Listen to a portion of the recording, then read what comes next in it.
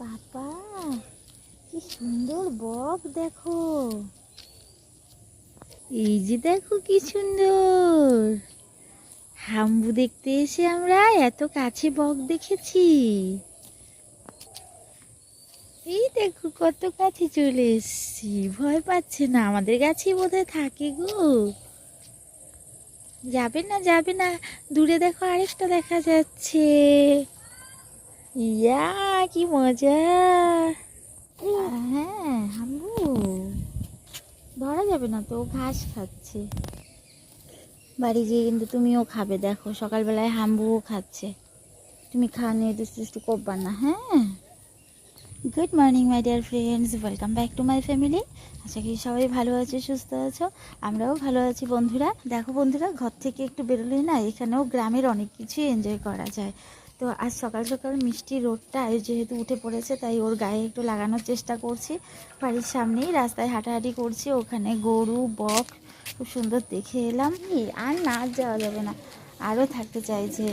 বেশি একটা বেলা হয়নি, আজ 7:45 7:30 দিকে উঠে পড়েছে, তাই রেডি হয়ে বেরিয়ে পড়েছি রাস্তায়। এখন গিয়ে শুরু হবে সারাদিনের ডিউটি। সবাই পাশে থেকো বন্ধুরা, আশা করি ব্লগটা ভালো লাগবে।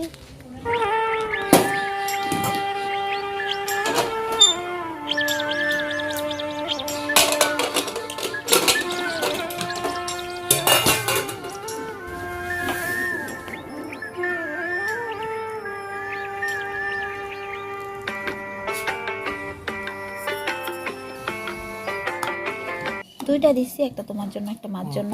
তোমার লাগবে না? আমি এইসব খাবো না তো।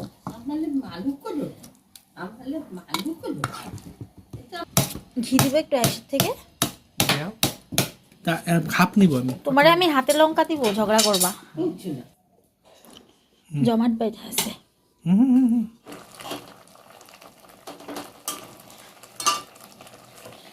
মা করলার ওটা কি ধোয়া?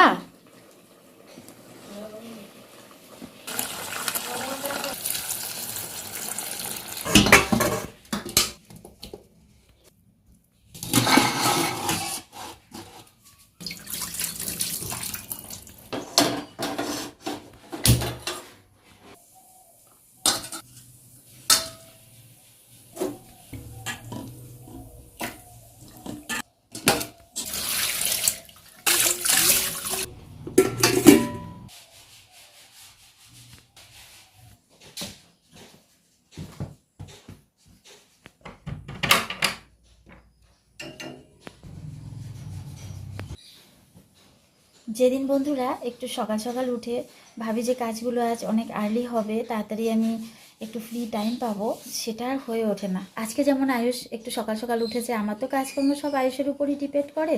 তো ওকে ঘুরিয়ে এনে ভাবলাম যে তাড়াতাড়ি খাইয়ে দিই, সব কাজ আমার আগে আগে হয়ে যাবে। খাবার নিয়েছি, কিছুতেই খাওয়াতে পারলাম না, উনি ঘুমিয়ে পড়ছে। সবই বুঝতে পারি খাবারটাকে অ্যাভয়েড করার জন্য এত সব বাহানা। শেষ পর্যন্ত ঘুম পাড়িয়ে দিলাম। তারপর তো রান্নাঘরে আমাদের খাবার দাবার তৈরি করলাম। আজকে ফেনা ভাত করেছি, মা বাড়ি থেকে আসার সময় আতপ চাল দিয়ে দিয়েছিল, তো সেই আতপ চালে ফেনা ভাত। আর সে পাপা আর ঠাম্মির জন্য ডিম আলু সেদ্ধ দিয়ে করেছি। আমি গতকালের ভাত খেয়েছি, আমি তো রোজ দিন আগের দিন রাতেই চাল দিয়ে রাখি, তাই আমার জন্য ফেনা ভাত করিনি। তো রান্নাঘরে খাবার দাবার সব তাড়াতাড়ি আজকে হয়ে গেছে। তারপর ওকে জোর করে একটু খাওয়ালাম, আবার সব ডাবল পরিশ্রম। তো খাইয়ে দাইয়ে একটু ঠাম্মির কাছে ছিল, আমি রান্নাঘরে মানে দুপুরে যা রান্না হবে টুকিটাকি যতটুকু পারি অ্যারেঞ্জ করেছি। তারপর ওকে তেল মাখিয়ে স্নান করিয়ে যখন আসবো, কেমন বাধা পড়ে দেখো, কল ঘরে বিড়াল এসে বমি করে রেখেছে, সেটা আমার পায়ের নিচেই পড়েছে। তাড়াতাড়ি মায়ের কোলে ওকে দিয়ে আবার আমি ওই জায়গাটা পরিষ্কার করে একটু স্নানের মতো করে এলাম। স্নানটা না করে না শান্তি পাচ্ছিলাম না, কেমন যেন একটু ঘেন্না লাগছিল। তারপরে এসে আয়েশকে ঘুম পাড়ালাম। এবার মামিও আসেনি, বেশিরভাগ সময়ই তো অ্যাবসেন্টই থাকে দুপুরবেলাটায়। তো মায়ের বিছানাটা এতক্ষণ ধরে পড়েছিল, বাসি বিছানা, তাড়াতাড়ি ভাঁজ করেছি। এবার চলো রান্নাঘরে যাই। আজকে লাউ শাক রান্না হবে। এখন আমার শাশুড়িমায়ের শরীর মোটামুটি সুস্থই আছে, তোমাদের আশীর্বাদে, ভগবানের আশীর্বাদে। তো উনি আমাকে সবজি টবজি কাটাকুটি করে দেন, রান্নাঘরেও ম্যাক্সিমাম হেল্প করে দেন। তা না হলে আমার এই ছোটো বাচ্চা নিয়ে পুরো হিমশিম খেয়ে যাই।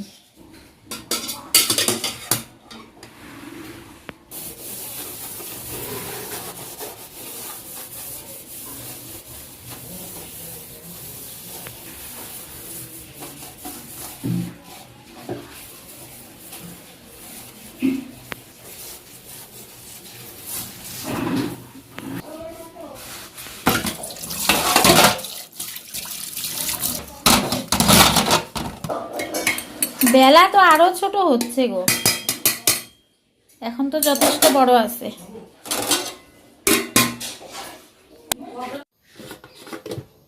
শাশুড়ি বৌমার যুগ্ম প্রচেষ্টায় বন্ধুরা রান্নাবান্না কমপ্লিট হলো। শেষে আমি ভাতটা করেছি আর সব পরিষ্কার পরিচ্ছন্ন করেছি, মাছ নানে ঢুকেছেন। তো এবার চলো মেনুগুলো দেখে নেওয়া যাক রান্নার পর কি আকার ধারণ করেছে। গতকালের ডাল ছিল বন্ধুরা, ওটা আমি জাল করে রেখেছিলাম আগে। আর এখানে হচ্ছে লাউ শাক, শিম দিয়ে। আমরা লাউ শাক এভাবে রসুন ফোড়ন দিয়ে খেতে খুব ভালোবাসি। আমার বাবার বাড়ি শ্বশুর বাড়ি দু জায়গাতেই হয়, ভীষণই টেস্টি হয় খেতে। তোমরা কে কে খাও জানিও। পাশে দেখো করলা আলু ভাজা। এখানে সকালের ফেনা ভাতটা এটুকু বেড়েছে, তো এটা আমি খাবো দুপুরবেলায়, আমার খুব পছন্দের। আর এই যে দেখো, তোমরা হয়তো আইডিয়া করে নিয়েছিলে কি কি মেনু হবে, এখন দেখিয়ে দিচ্ছি। সয়াবিন হয়েছে, সয়াবিনটা ভীষণই ভালো হয়েছে, এটা পুরোপুরি মায়েরই ক্রেডিট, একদম চিকেন চিকেন গন্ধ বেরিয়েছে। এবার বন্ধুরা আয়েশের খাবারটা করব। আর এই যে দেখো আমার হাতে কি, এটা কিন্তু আমার শ্বশুরবাড়ি গাছের পেঁপে, একটা পেঁপেই ছিল, ছোট ছোট হচ্ছে। তো এটাতেই তো আয়েশের চলে যাবে বেশ কদিন, একটু একটু করে দিই। আজকে পেঁপে সিদ্ধ দেব। এই যে দেখো গ্যাস ধরানো আছে, এখন পেঁপেটা কেটে ফটাফট বসিয়ে দেব।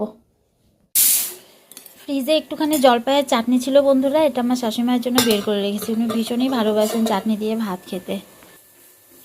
আয়েশের খাবারটাও হয়ে যাচ্ছে, খাবারটা হতে হতে একটু লেবু কেটে রেখেছি। লেবুটা কিন্তু আমার বাড়ির, মানে আমার মায়ের বাড়ির। আয়েশের পাপা দেখো আমাকে আদর করে একটা মিষ্টি দিয়ে গেছে। মিষ্টি খেতে ভীষণই ভালোবাসি, এখন খিদেও পাই বেশি, যেহেতু পরিশ্রম বেশি হয়, তাই খাবারে না করি না সচরাচর। জলটা দিয়ে নিয়ে যাবো ভাবছিলাম সেটারে। রাতের বেলায় বন্ধুরা আয়ুষকে ঘুম পাড়িয়ে রেখে আমি আর ওর পাপা একটা ইনভাইটে যাচ্ছি। তো ওকে কেন রেখে যাচ্ছি, কোথায় যাচ্ছি সব কিছু এসে বলছি। এখন একটু তাড়াহুড়োর মধ্যে যাচ্ছি, বার্থডে ইনভাইটে যাচ্ছি। তো চলো আমাদের সঙ্গে, তাহলেই বুঝতে পারবে।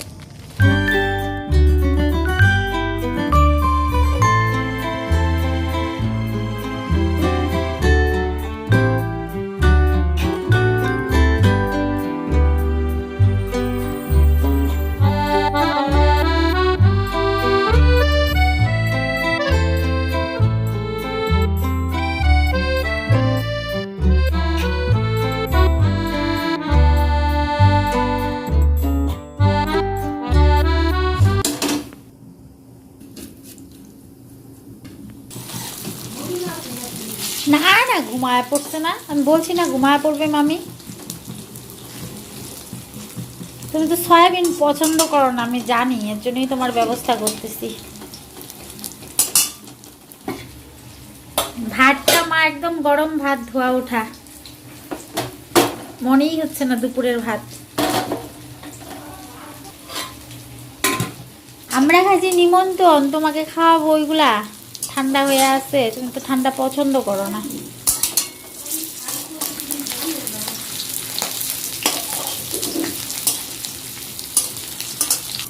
মা ডাল সিদ্ধটা জাল করে দেই, গরম করে দিতেছি, আমি ফ্রিজে রাখছিলাম তো।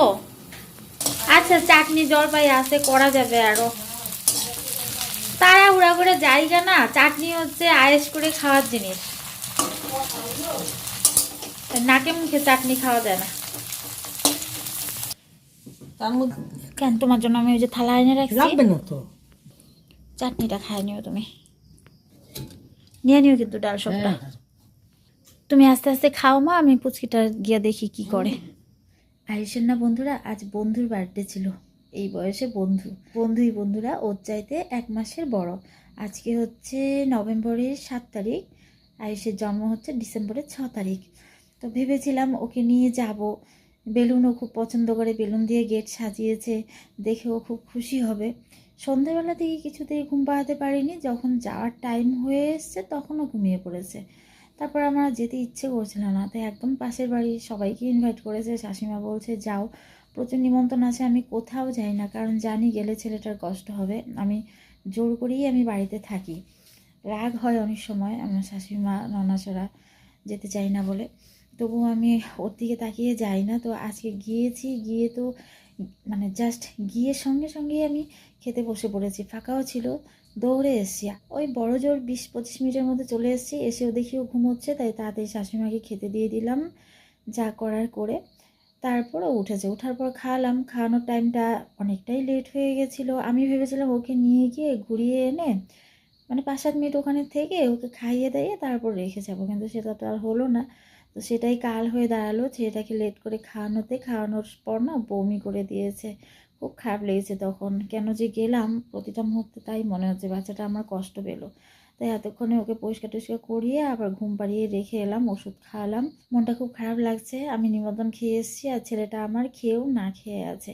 তো বন্ধুরা, আজকে ভিডিওটি যদি তোমাদের ভালো লেগে থাকে প্লিজ পাশে থেকো। কাল আবার নতুন ভিডিওতে দেখা হচ্ছে। সবাই ভালো থেকো, সুস্থ থেকো, tata, bye bye, good night, Sweety.